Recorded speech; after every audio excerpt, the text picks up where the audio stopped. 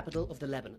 Beirut. Correct. What is the capital of Venezuela? Caracas. Correct. The capital of Trinidad and Tobago? Port of Spain. Correct. And finally, well, people are going to think this is rigged.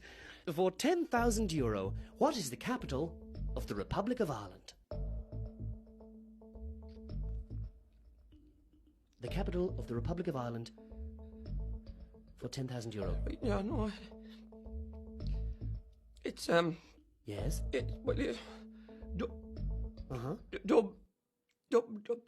It's Cork! Good evening, lads. It's Monday, the 7th of July, 2025. Welcome to this edition of SportsView. Hi, Derwynne. How are you? Hey, Pat. Hey, Joe. Hi, Joe.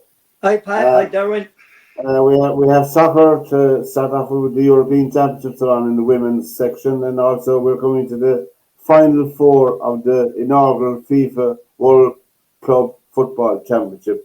3 European teams and 1 South American team are left standing after all the group games, and we'll be looking at that. And the tragic passing of Jota as well, we'll be looking at that as well. And we'll be covering rugby, golf, Formula 1, the British Grand Prix was on over the weekend. And if we get a chance, we'll cover the native game here in Ireland, hurling, which we attended the match over the weekend with 67,000 Cork supporters out of the crowd.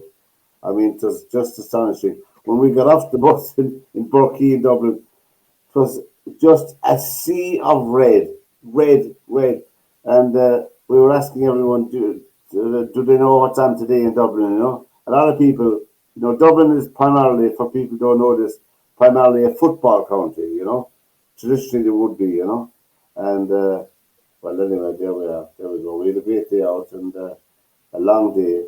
But anyway, it wasn't a great match for the neutral of the game, if you follow my drift. It wasn't a great match. Just the match on Sunday between Tipperary and Kilkenny, the other semi-final, was close for the whole match. You know, there was only a score between them, so it was more exciting for the neutral of them. But however, that's not the fault of any team.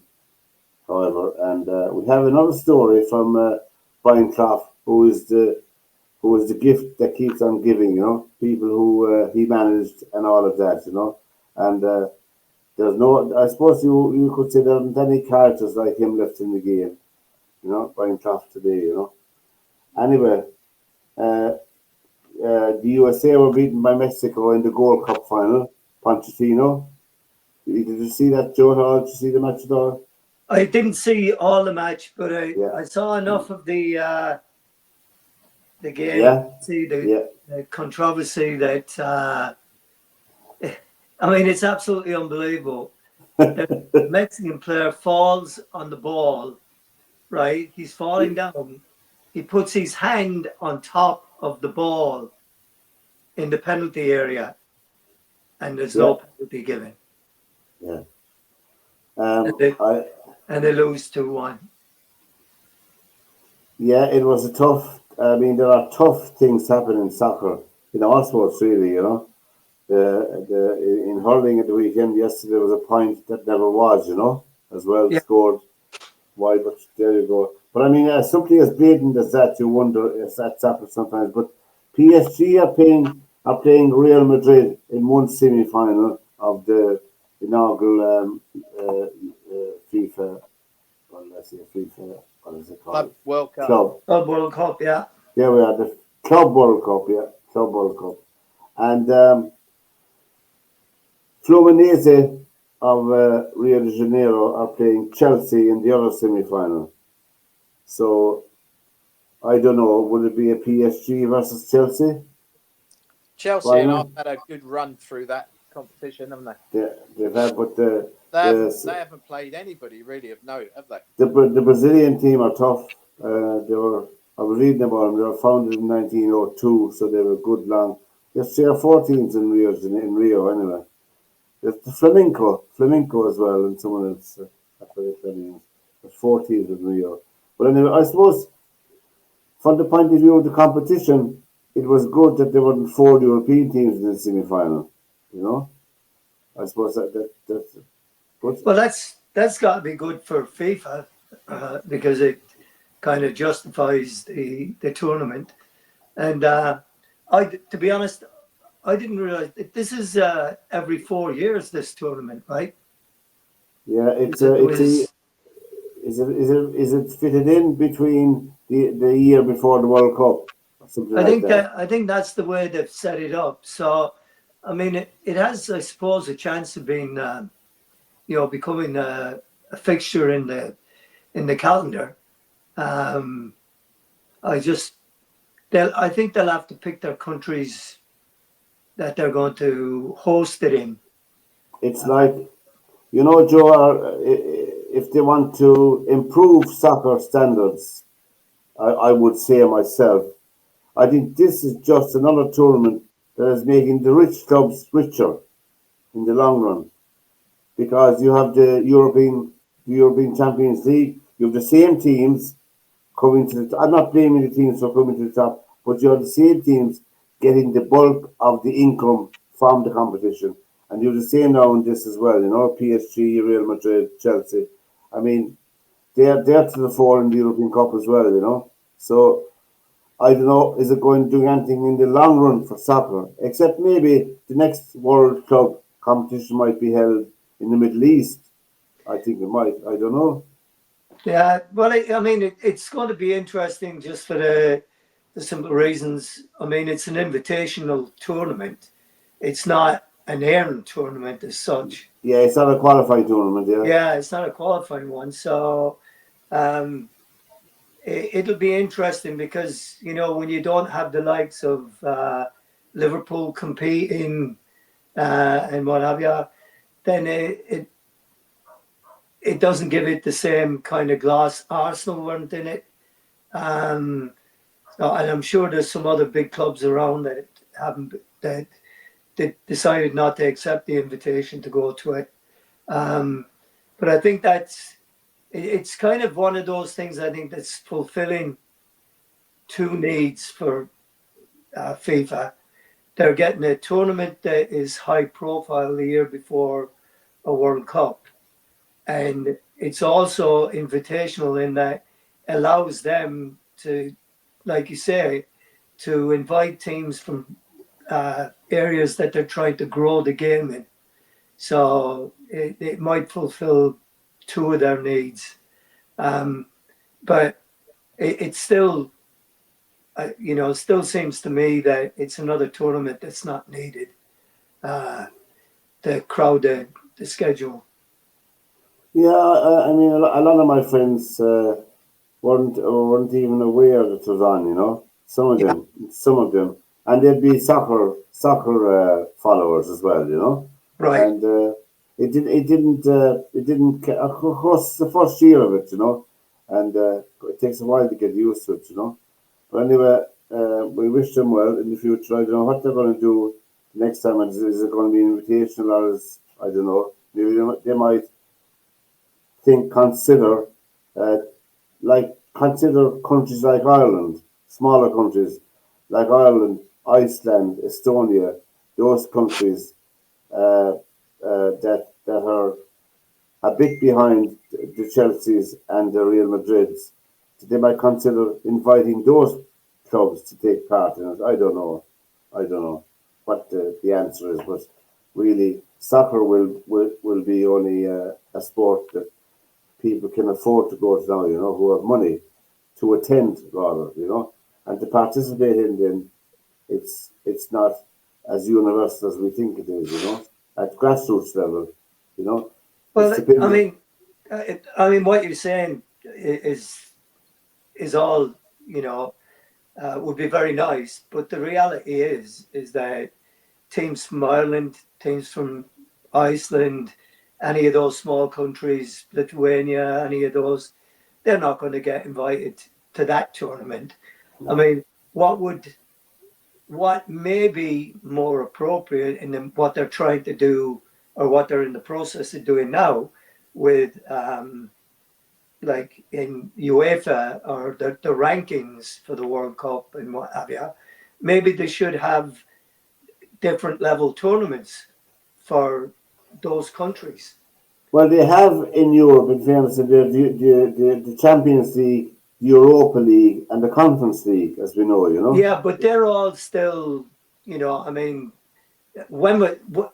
other than was it the Norwegian team, Bodo, that got to the semi-final? Yeah. What have you? Other than them, there's really none of the smaller countries made a run.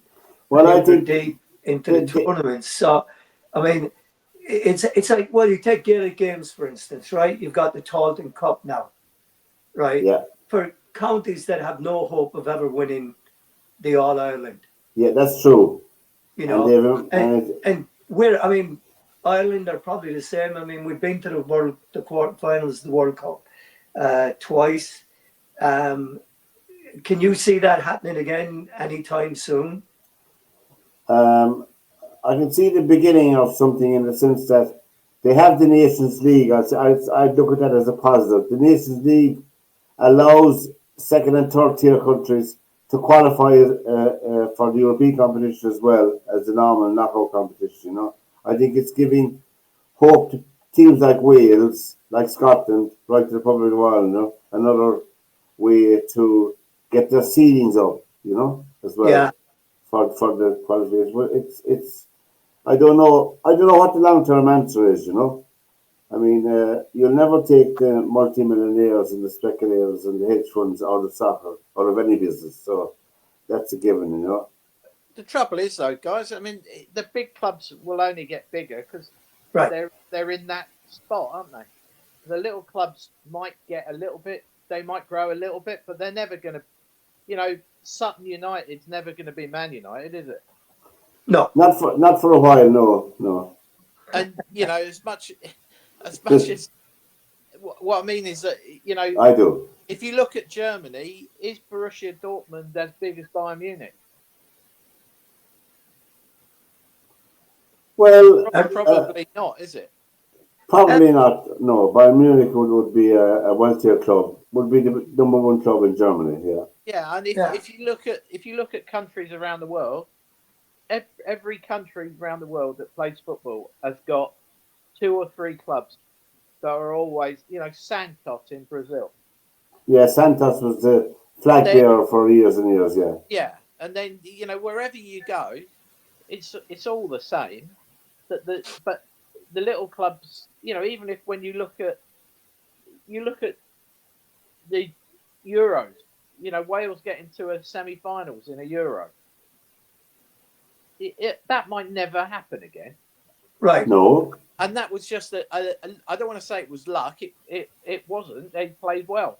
But they played well. And Iceland beating. Fell right from, and they had a crop of players that were probably would have got in every international team when you think of 5 of their players, wouldn't they? Was that the same tournament that Iceland beat England in? Was it? Yeah. 1-0. Yeah. Yeah. I mean, you're right, though, Darren, and that's the point I was making. That was why I was asking Pat. Can you see Ireland making it back to the quarterfinal of the World Cup again? When you look at the players that we had playing back in those days, there is nobody in our team right now of that caliber. I mean, these were all guys that were playing on top teams.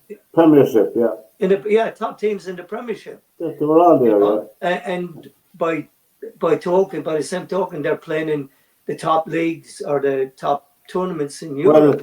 Well, England stole Harry Kane and Declan Rice and those people from us, you know. They could have been playing with Ireland, you know. But they stole them, they borrowed them, you know, and that's it, like, you know. Yeah, but let's be honest, we stole a few from people as well. we did, yeah.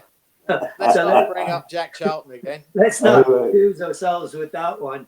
Tony Cascarino, a good Limerick name.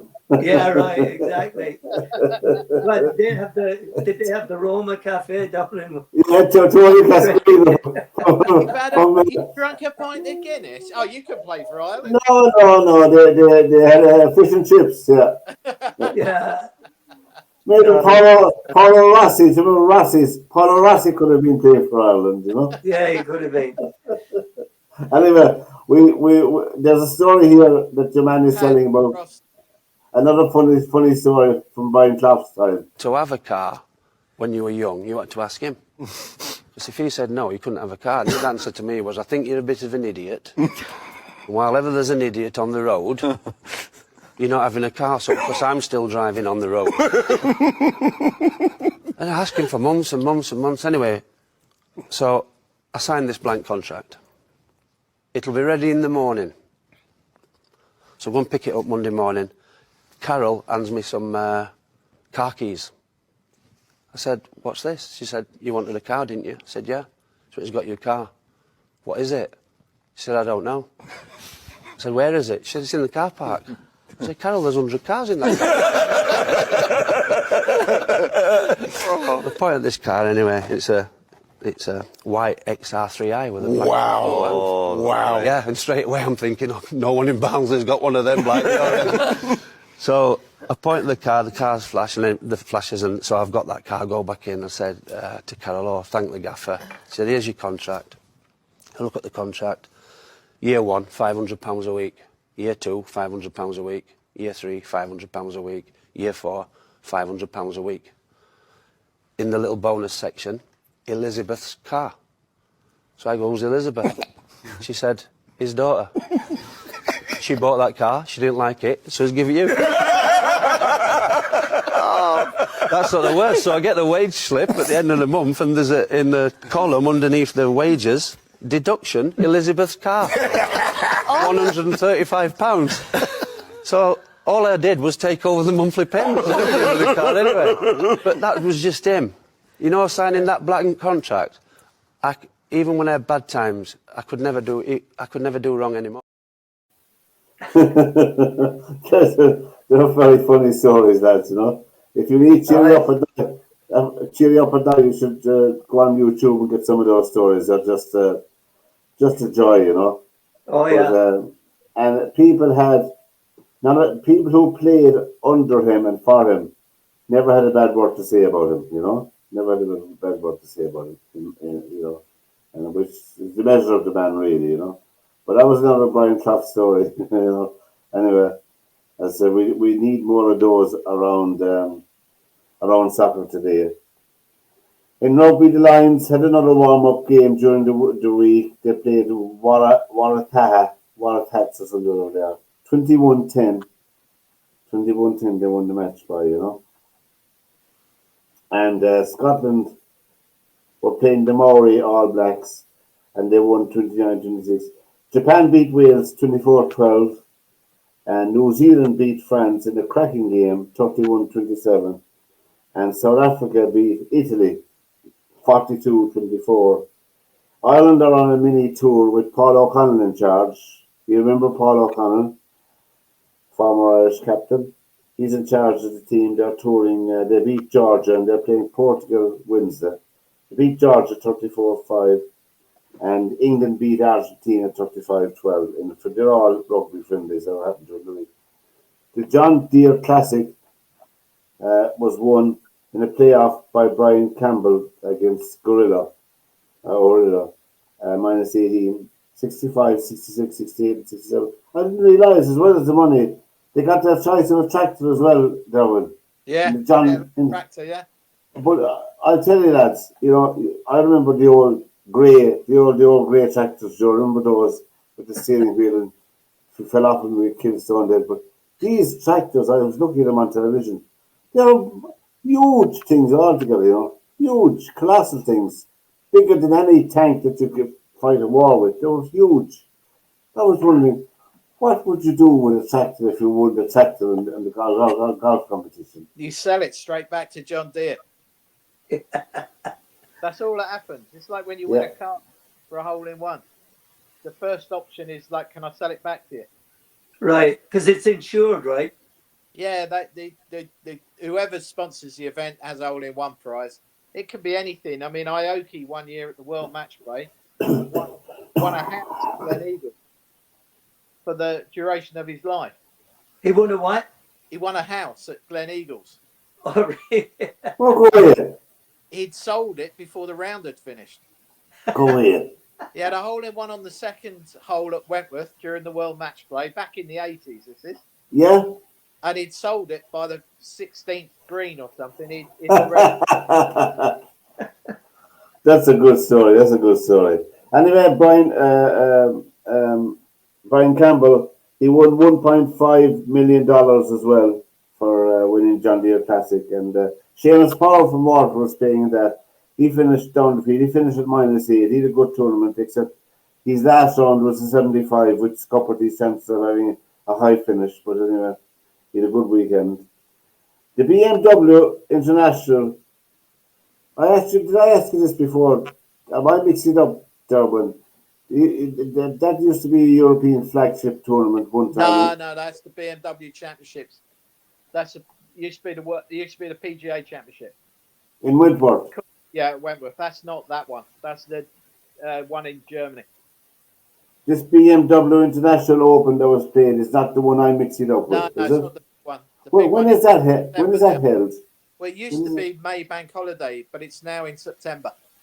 Oh yeah, that's where I got it mixed up. You know, they play it literally every other year. Like this year, it'll be just before the Ryder Cup. The Ryder Cup, all right. Yeah. So Daniel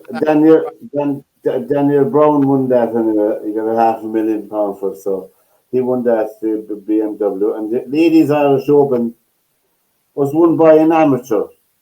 An amateur won the Ladies Irish Open, Natty Wood. She's some player though, isn't she? -21. I wonder if they didn't test her after the tournament.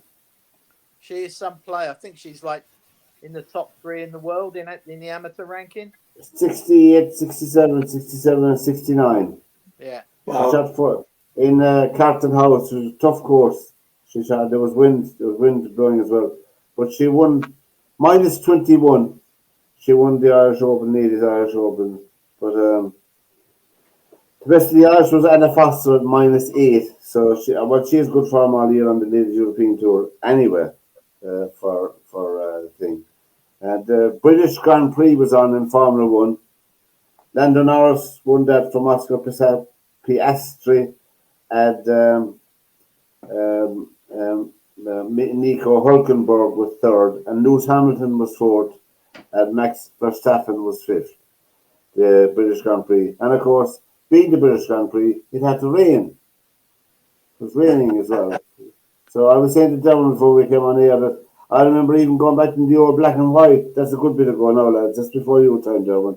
It used to be always raining and misty for the British Grand Prix, you know kind of foggy mist.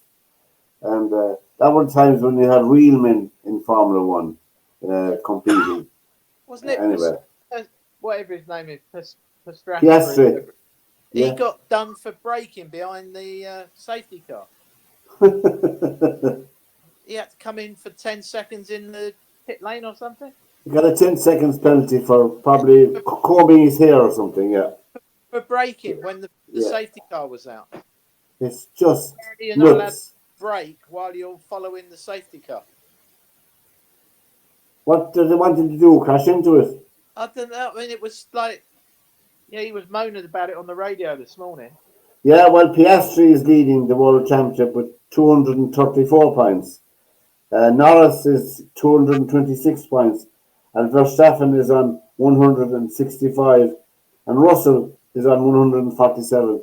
I mean, the British drivers are doing very well in Grand Prix at the moment. You know, they're very, very strong drivers in the Grand Prix, you know. John Loftus couldn't be with us tonight. There was no reason.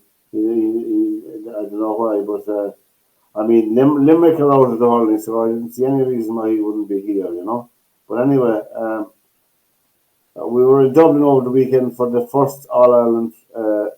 I went to my local shop yesterday morning, and I looked a bit under the weather, tired, and the lads inside the shop, they know me well, they were sagging me. They know I don't drink, but they were sagging me. I said, "Jeez, Pat, where were you the weekend?" I said, "I was up in Dublin watching the Real Madrid of hurling." No, lads, and they're all clear supporters. So that was the end of the conversation. That was the end of the conversation. Don't you know that old saying? Even a blind pig will find an acorn now and again. Yeah, I do. Dublin against Cork, and Dublin go into the attack. First shot at goal, swirls between the posts and over the bar. Here's Hayes, back in the net, brilliant goal. Beautifully created, superbly finished. Beautifully caught by Brian Hayes. Here he goes, the bars man. And Cork have options here. Alan Connolly, brilliant goal. The Cork from forward line are tearing apart the Dublin back three. A man who's got inside, getting it across. Little flick on, and it's another goal. Brilliant play. Tim O'Mahony came in, he flicking it across, and it was Alan Connolly that got the flick in actually. And it was Alan Connolly's second goal of the match. The touch was Keane O'Sullivan down. Once again, it's Sean Curry. Twisting, turning, lovely ball. Here comes the shot. Oh! Brilliant! Absolutely brilliant! Keane O'Sullivan with the finish. And Dublin are back in the game. We were expecting goals. Dean knocked away on this occasion by Sean O'Donoghue. Cork going for the score from way out the field, just outside his own 65-metre line. That is a brilliant score. Brian Hayes gives it back to Conor Burke. The St. Vincent's boys combining nicely. Outside the Cork 65-metre line. It's looking good. It's very good. Away with it. Long ball into the Cork full forward line again. Lovely wrist by Patrick Horgan. It's that man again. He's going for the hat-trick, giving it back. Brian Hayes. Here comes the shot. Brilliant goal. The Cork inside line of Patrick Horgan, Alan Connolly and Brian Hayes are absolutely lethal. Beautiful play by the Glen Rovers man. Robert Downey, nice ball inside. There's an opportunity here for another score. Ball is aimed at Patrick Horgan. He takes the left turn and away he goes. There's only one thing on his mind. You can see it passing inside. Oh, yep. Beautiful. Absolutely beautiful. This time Tim O'Mahony scores the goal. The run is being made now. Goal is on their mind. Here comes the shot. And it's worked. Brilliant goal. Scored by Keane O'Sullivan, his second goal of the game. Whoops. Just as I pass the compliment. Nipping in is this man, Tim O'Mahony. Ball inside towards Alan Connolly. There's 2 against 1 and it's another goal. Tim O'Mahony with his second goal. Newtown, Shandrum to Castlemarch to Darragh Fitzgibbon, actually it is. Darragh Fitzgibbon laying it off Shane Kingston. Little shimmy, he suddenly saw the space in front of him and he taps that over the bar. Laying it off. Robbie O'Flynn heading towards goal. Oh, he's going for it, he lays it off. Alan Connolly for the hat-trick. Brilliant. Alan Connolly has scored 3 goals and 2 points in an All-Ireland semi-final. And the full-time scoreline. Well, there you are now. There you are, Derwynne. We all passed you by. I've got to ask the question there. How the hell did that go and get invented? Well, I'll tell you, you must come over to the All-Ireland final with us. We'll get you a ticket if you're interested. You'll have a brilliant day out, and you can actually you'll be wearing your favourite colour, red, being a red yourself, follower of Man United, you know. So there you go. What is the origins of that game? That game goes back to the time of Cú Chulainn in mythology. Cú Chulainn, and I suppose the origin of the game of hurling. Actually, there's a series on BBC at the moment on the game of hurling. It's on the air tonight as we're on air ourselves. It's on BBC 1 or 2. You get on the iPlayer. They explain the game of hurling for people who are interested or who may not know the origins of it. There's 15. There are 15 players on the team. There's 6 forwards, 6 backs, 2 midfielders, and a goalkeeper. And there's obviously when you get a goal, a green flag is raised, and a goal is equal to 3 points, and over the bar is 1 point. So do goalkeepers actually try to stop that ball when they've hit it as hard as they're in? Oh, they do save it. They do save it. With their hands? A goalkeeper saved a penalty yesterday in hurling. In the match between Tipperary Limerick goalkeeper said one against Cork. Yeah. How fast are they going? Well, they're 21 yards out when they hit the ball. So the sliotar is the schlitter. It's called the sliotar. SLIOTAR. Sliotar. Not that sounds like something else, but when you have a point or two, and you wouldn't want to be trying to say that to someone, you know, or they'd be giving out to you. But that is it. So it's the hurling is played in pockets around. There's a hurling league in Europe. There's a European hurling league between Belgium, Germany. It's quite strong in Germany, France, and there's a few more teams of teams as well. There's a European league. It's played in New York, San Francisco, and It's played in London as well. yeah, London have a team in regularly in the national leagues in Ireland. London have a football and hurling team that participate in the league.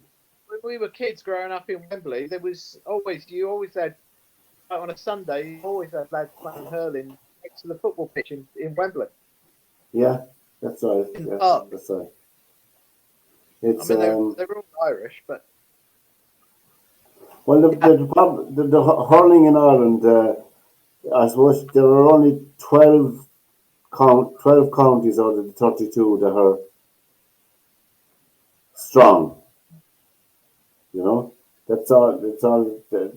You have five counties in Munster where we live here are strong, and you have 4 or 5 counties in Leinster, and then you have Antrim and Galway. So about 12 counties where they compete for the Lee McCarthy Cup. Lee McCarthy is called after what's Lee the McCarthy. difference between that and shinty?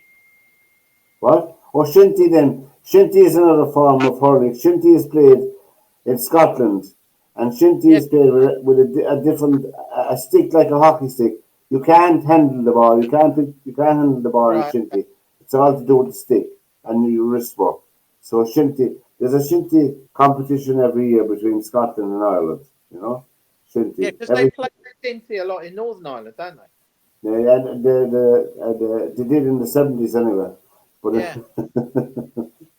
But I think that shinty is a traditional Scottish game, form of hurling. As I said, you're not allowed to handle the ball in shinty. So the skill level is required is different, and it's of a higher level really than hurling, I would say. But because you can only control the ball with the stick, in your hands, you can't handle the ball. It's a bit more like field hockey. It would be a relation of that, you know. It would be. But I tell you, if it's a wet day, it's a serious game, you know, playing shinty. The latest from Wimbledon is Sinner lost first 2 sets. Well, there is a God. There is a God. Yeah, there is a God. Today, Novak Djokovic just won his match 3-1, and he's playing the Italian next. And if he qualifies for the semi-final, he'll be playing the winners of Sinner and Dimitrov in the semi-final. Well, So at the moment, it looks like Dimitrov. Huh? At the moment, it looks like Dimitrov. Yeah, I mean, that's just why. Talking about Wimbledon, guys, did you ever hear of something like this? This will only happen in Wimbledon, Derwynne. You have to listen to this carefully. Thank you, ladies and gentlemen. If you could avoid opening bottles of champagne when the players are about to serve. Oh, come on. I love that. It's warm. It's the most Wimbledon warning you've ever heard. Did you ever hear that on the match show? What was she opening, or what were they opening? Listen to now. Listen. Thank you, ladies and gentlemen. If you could avoid opening bottles of champagne when the players are about to serve. Oh, come on. I love that. It's warm. It's the most Wimbledon warning you've ever heard.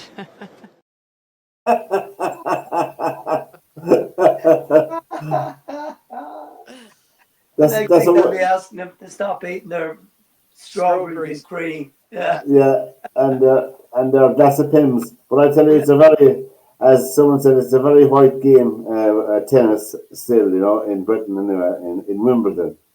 Wimbledon is probably... A few years ago, there was the best thing I've seen in ages. Lewis Hamilton got invited to the Royal Box because on like one of the days every week, they have all the sports players in the Royal Box. And he turned up without a tie. And they wouldn't let him in. And he said, "You know who I am?" And they went, "We don't care who you are. You haven't got a tie on. You're not coming in." And he went home. He got back in his car and went home. Not his car, but his driver. Yeah. Called his driver back and said, "Come and pick me up. I'm not staying." Oh, he went away, did he? Oh, yeah. Yeah. It's, got the right soul. They told him where their shop was, the Wimbledon shop. You can go and buy a tie in there. And he was like, no, I'm not wearing a tie. And they said, okay, don't come in. And he said, all right, I won't. And like they basically chucked him out. Well, Meghan Markle was refused into the royal box. Meghan Markle. Do you know that? Because she was wearing jeans. Jeans aren't allowed, you know. And my God, imagine after paying a couple of £100 for a ticket and you have no tie, you're snookered. My God, I don't know. That's really. There's a lot of practices around Wimbledon which is nauseating in my view. You know, nauseating. There's no doubt about it. Tradition. Bit of tradition, Pat. Stop being so bloody. It's not tradition. It's a tennis tournament. It's a tennis tournament played by. But there's got to be some traditions you've got to keep. Ah, yeah, they can keep them for old fogies themselves. No, no? but like the tennis players wearing white and stuff like that. They should keep it for the over 45 tournaments, really. Come on, Joe. Come on, join in. Stick up for me. No, to be fair, no, I the rules are the rules, and if Wimbledon has a certain standard that they have, then you have to buy into it. You know, I mean and like, you know, I mean you don't have to go. I mean, Lewis Hamilton turned around and said, "Well, I'm not buying a tie. I don't want to go in." No, I've been to places where you have to wear ties to go, and I didn't realize at the time.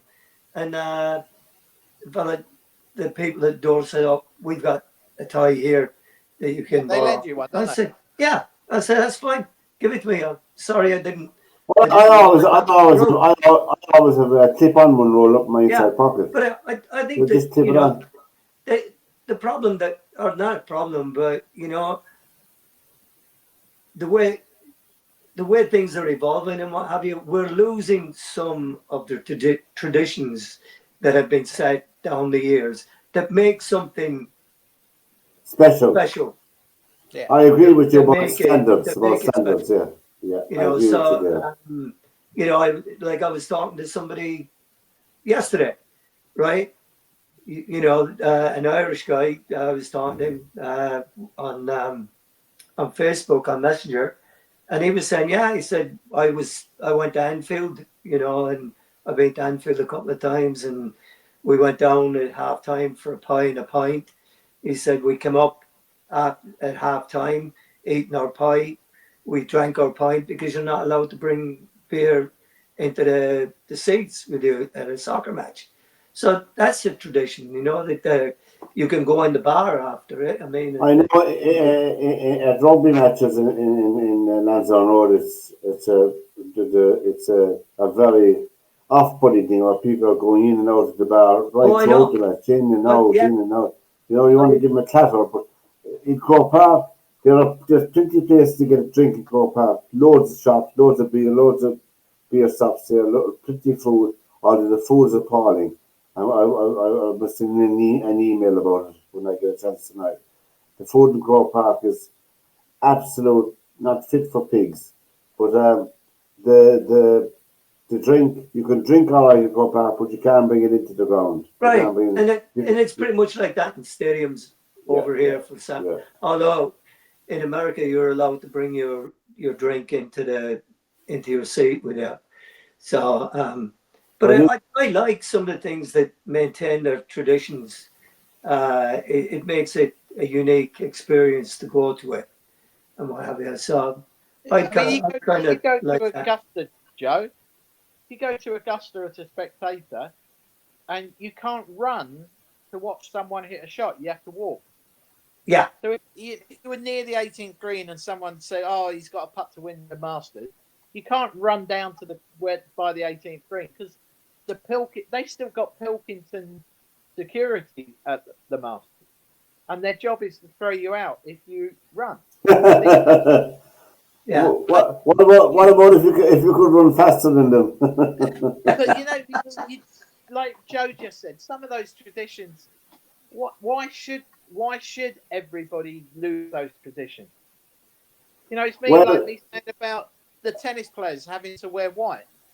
Yeah. What's wrong with that? It's not like Nike have got to go out and worry about a white Nike tennis. I think that I think the other Grand Slams are just as entertaining, like Australia, the US Open, and Roland Garros, and they don't have to wear white. But it doesn't matter about entertainment. I think it's about tradition. You know, I mean, it's all well and good. The same players are going to play. It's the same thing, you know, at Augusta. The same people that watch the Masters at Augusta will watch the US Open somewhere else. Yeah, probably they'll be allowed to run on that course or during that tournament. But at Augusta, that's not the case. And in Augusta, is there only a certain amount left in? Yeah, there's only something silly like 30,000, 25,000 people let in or something like that. But you have to have tickets. You can't pay on the gate or anything like that. Right. You have to have tickets, but the tickets are like handed down. Like if I had tickets, instead of me sending them back and saying, "Oh, I can't come this year, I'm going to send them back," I'd give them to Joe and Pat. But because if I give them back, I'll never get them back again. Back again. Yeah. Oh, I see. All right. So and what did you do with your tickets this year? But I mean, like if you sell your ticket, like if you were outside the ground and you sold outside the golf club and you sold your ticket to someone, then they'll check those tickets. Oh yeah. Well, the same is happening in football now in Premiership matches. Yeah, exactly. You know, if they're watching if you show up for your season ticket, and if you don't, they'll sell it again because another way to make money. But if you give it to somebody else, they want to know what's happened. Yeah. You know, because they're always looking to. But what about if I said I was going to Man United now and Derwynne had a season ticket and Derwynne said, "I'm not going, Pat. You can have my ticket for next Saturday, and I'll go in with it." You literally, like, I've got a mate of mine who's got season tickets at Emirates with Arsenal, but he literally will email like the ticket office and say, "I'm away on business or I'm away on holiday. I've got two friends using the 2 season tickets." All right. All right. Yeah. Well, that makes sense. That makes sense. Yeah, that makes sense. That's pretty good. So now we have. Then you have the Chelsea owner that's making money off of selling unused tickets. Yeah. So he's got a business on top of his ownership of Chelsea and what have you. So a lot of the clubs tickets for Premier League games. A lot of the Premier League clubs as well. If you've got a season ticket and you can't make it for a match, you're allowed to sell that ticket to the club, and they give you something like 10% back for whatever they sold. So if you said, "Oh, I'm away for 2 weeks and United's got a home game, I can't come," they will sell that ticket for your seat. And if they sell it for 200 quid, you get 20 quid back, credited back to you for giving them the opportunity to sell it again. What about if you don't turn up and don't tell them? I think they give you something like 2 or 3 goes at that before they literally. I think they just actually bin your season ticket. I think that's because some people have tried that. They've done various things with them, and if you don't show up for more than a certain amount of games, then they'll reclaim the season ticket. They'll refund you your money and reclaim the season ticket and sell it again. Yeah. Because, I mean, there are people out there that buy these tickets and then run lotteries every home game. I know for the tickets for the match now Saturday, I could by the time I got around to trying to get tickets on Ticketmaster for the official seller, they were sold out. Yeah. So there's a page called Cork Hurling Supporters Tickets and Swaps page. I'm on it, and I put up a notice. I'd like 2 tickets. I got 2 tickets, But like your story, they were originally bought through Ticketmaster. But I have an account I was looking with Ticketmaster myself. So he was able to transfer the tickets to me on my Ticketmaster account. So they knew that they knew those tickets weren't being, and at face value. So over here, you've got what they call Ticket Hub. So if the three of us said there's a thing in the UK called Ticket Hub. So if I've got tickets for a pop concert or Glastonbury or Man United or an England game at Wembley or something, and I can't make it, I can put them up on Ticket Hub, and someone will buy them, and Ticket Hub take a percentage for selling them. Oh, I didn't know that, Don. No, Dennis O'Sullivan, who owned a good friend of mine growing up and still is a good friend of mine, had McLysa's pub on Mulgrave Street. I know that. Dave's. Yeah. Right. Mary had known Dennis well. He was a pipe man, played for the Pike for a number of years. And Dennis was the secretary of the Manchester United Supporters Club in Limerick. And he used to get tickets. And he would organise trips over to Old Trafford on a regular basis for home games and what have you. Yeah. In fact, if I'm not mistaken, Dennis was the person that organised getting Manchester United to come over and play in the Markets Field for Pat Nolan's testimonial. Oh, because. Yeah, and United, like Ferguson obviously was managing at the time, and Dennis was good friends with him and managed to get him to bring him over. They brought the full team. Ashley Grimes. I actually saw a photograph of it the other day on Facebook. So Dennis had a good, but back in the old days, when supporters clubs meant way more than they do now to clubs. Yeah, that's true. The supporters club were always a place when I lived in Cork to get tickets for Leeds, those popular teams, Leeds, Man United, or Arsenal, or Liverpool.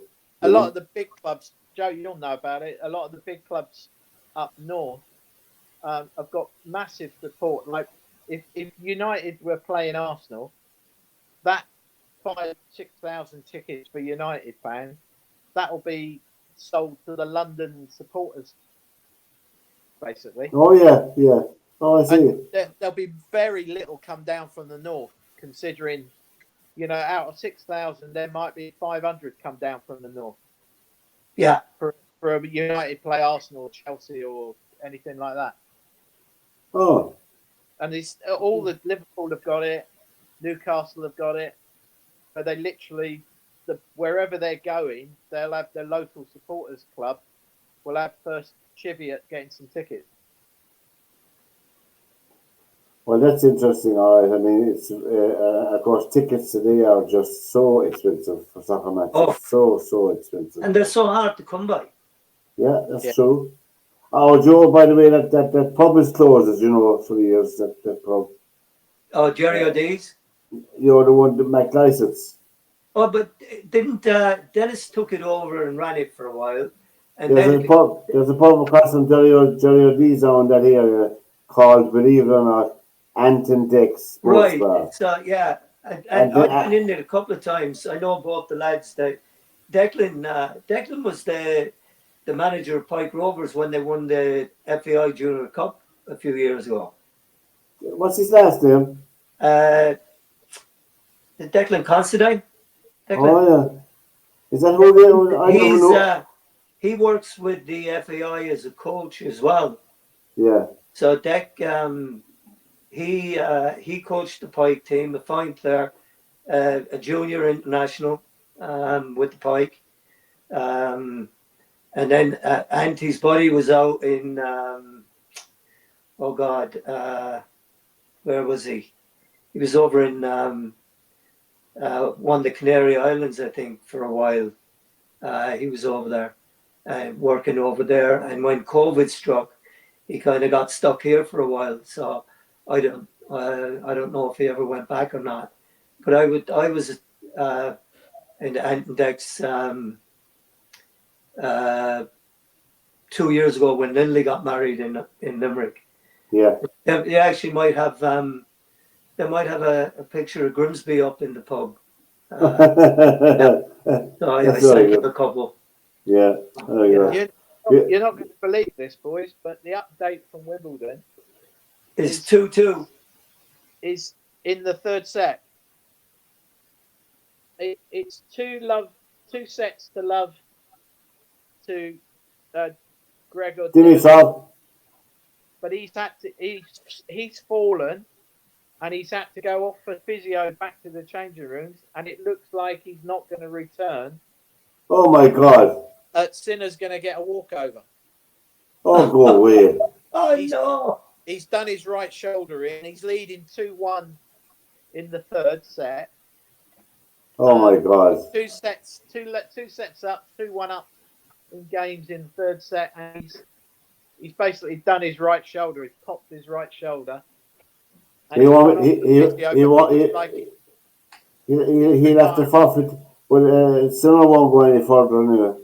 He'll be meeting Djokovic next. I mean, that's unbelievable. It is, yeah. You wonder. What was the whole deal with Djokovic walking out of a press conference? When? Apparently it happened yesterday or something like that. Yeah, he got upset by some question that he was asked or something like that. Yeah, they're going on about him being old and all the rest of it, and he just spat the dummy and just said, well, "If you're not going to ask me about tennis, don't leave me alone." Spot on. That's probably one of the son of the Stars supporter, was it? I think it was about his age and about when he's going to retire, and how much money you need to survive now that you've got hundreds of millions of dollars. And yeah. Did these people not realise that? Those so-called journalists would not ask the politicians those questions, right? Because but they wouldn't. Do they not realise it's about competition for athletes? Yeah. It's like the senior. It's like the senior golf tour, right? It's probably like the senior tennis tour. There must be a senior tennis tour still going on. Yeah, there. It's like senior soccer. Senior rugby. You never lose the competitive spirit, just the joy of playing the game. Exactly, you're not playing it for the money anymore. It doesn't matter about that. It never really did. There's a lot of sports journalists, a lot of journalists in sport who are complete dickheads, Oh, yeah. Complete dickheads, there's no doubt about it, But anyway, so Dimitrov is doing, but before we finish that, we had the sad passing of one of the stars of Liverpool over the weekend while we were off air, and that's Diego Jota and his brother. And I didn't realise till I was reading it afterwards that they were the only 2 members of their family. That their mum and dad, their mum had, there were only 2 boys in the family, and they were both killed in the car crash in Spain, And the police report said it was a blowout that caused the car to crash, and unfortunately 2 were killed. But he's only married recently as well, and he has two kids. And Liverpool have decided a number of things. Liverpool Club have decided to pay out the final 2 years of his contract to his wife, and also to set up a trust fund for the 2 children as well, for their future education, etc. So it was an incredible gesture, I think, by the Liverpool Football Club, to do something like that, And it was just so sad. 2 young men, I mean, it was just there's no words to describe it, really, No, there isn't. There really isn't. It's life. How life can be there with you one day and gone just like that, Yeah. Just goes to show you, it doesn't matter how much money you have, does it? And that's the thing when it's you just never know. You never know, and it's just tragic. I mean, it's tragic when it happens to any young person, but I mean, obviously Diego Jota is in the public eye. win. I wonder will it have an effect on the club itself, or I'd say they'll be professional enough to get. I mean, the season will be starting in about 5 weeks' time. Is it 4 or 5 weeks' time? Yeah. I saw that that Liverpool have changed the date of their return to practice, to training. Yeah. A few of them went obviously to the funeral. Yeah, Van Dijk and Robertson carried the reeds for the team. Yeah. You know? Isn't it? Do you find it amazing? I mean, forget about what clubs you support, but do you not find it? Oh, it's always amazing. It always seems to be Liverpool that has something happen to it. Yeah. You know, you had obviously Hillsborough. That's right. You had the European Cup game. Right, Hazel. The Heysel Stadium. Yeah.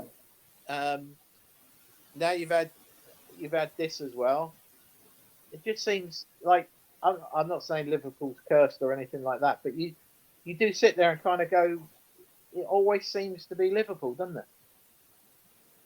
Yeah, it's tough. As we're talking about, are Everton moving into their new stadium this season? Yeah. Yes. Yeah. Oh. Yeah. So that'll be a positive for them as a club, you know. Yeah. And I see that Coleman, Coleman has signed on for another year with Everton. He's got a 12 months contract. You know, he's a legend at the club at this stage, anyway. You know. Yes, he is. And you know, on another side note, Gordon Jago passed away this past week. Gordon Jago was the manager of Queen's Park Rangers and Millwall, played for Charlton for a number of years. Came over to the States and was hugely successful over here. Also, he passed away at 93. good age. A very good age. So, but a great guy and a great soccer man, great football man. Well, now we look forward to the soccer scene. We look forward to the 2 semi-finals of the club championship this week.